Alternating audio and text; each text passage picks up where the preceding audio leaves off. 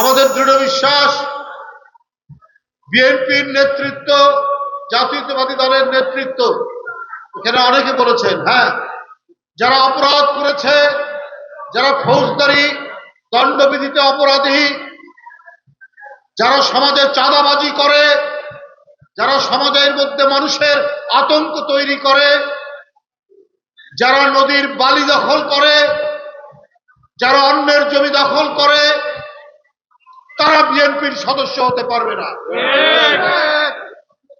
তাদের জন্য বিএনপির দরজা বন্ধ। কিন্তু সমাজের যারা সজ্জন মানুষ, সমাজের যারা ভালো মানুষ,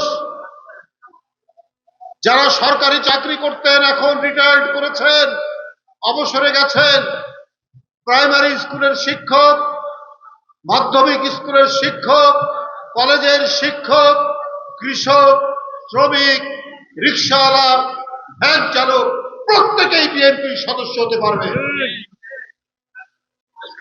কিন্তু হাসিনার আমলে যারা এলাকায় এলাকায় দাপট দেখিয়েছেন, যারা মানুষ হত্যা করেছেন, যারা রক্তাক্ত করেছেন জনপদের পর জনপদ, তারা বিএনপির সদস্য হতে পারবেন। সুতরাং এই সমস্ত দিকগুলো বিবেচনায় রেখে আমাদেরকে এগিয়ে যেতে হবে সামনের দিকে। বিএনপি একটি সুসংগঠিত এবং সুসমন্বিত দল হিসেবে প্রতিষ্ঠা পাবে। এই দলে যদি সমাজ বিরোধীরা যোগ দিতে না পারে, তাহলে দেখবেন বিএনপির, আমি মনে করি 90% মানুষ বিএনপির পতাকা তলে আসবে। হাসিনা গণতন্ত্র ধ্বংসকারী, হাসিনা গণতন্ত্রকে গোরস্থানে পাঠিয়েছে। মানুষের কথা বলার স্বাধীনতা নেই, মানুষের কণ্ঠের স্বাধীনতা নেই, মানুষের রাজনৈতিক দলগুলোর সভা সমাবেশ করার কোন স্বাধীনতা নেই। এই ছিল হাসিনার পরিস্থিতি। শেখ হাসিনা পালিয়ে গেছেন, শেখ হাসিনা আরেকটি দেশে আশ্রয় নিয়েছেন। তিনি কি বসে আছেন? তিনি বসে নেই তো। আমরা অডিও ভাইরাল দেখছি তার বক্তব্যে, আমরা ভিডিও ভাইরাল দেখছি তার বক্তব্যে।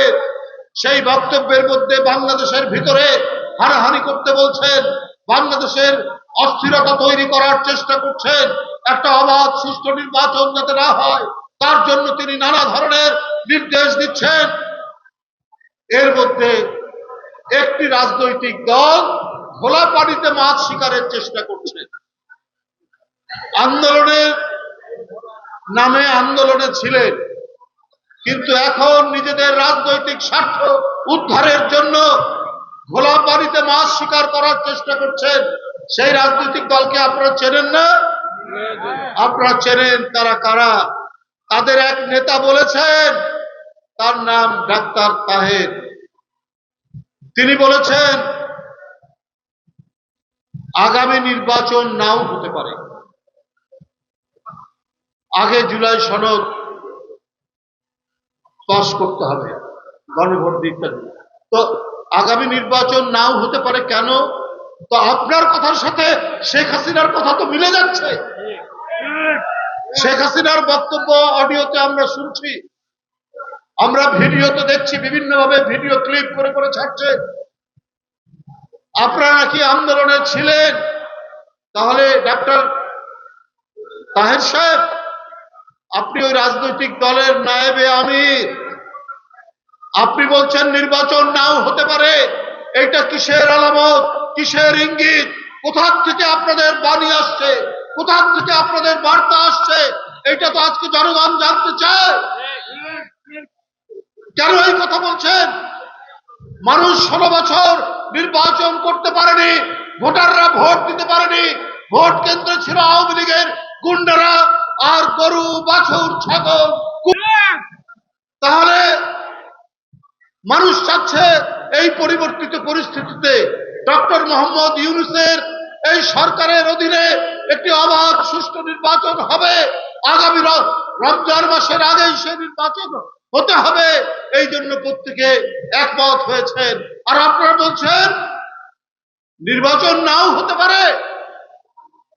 আপনার দলটিকে ওই যে সিরাজউদ্দৌলাকে উৎখাত করার জন্য যে কাশিম বাজার কুঠি হয়েছিল, মনে আছে না মুর্শিদাবাদের? সেই কাশিম বাজার কুঠির ভূমিকা আপনারা কি পালন করছেন? এইটা আজকে তো জনগণের প্রশ্ন।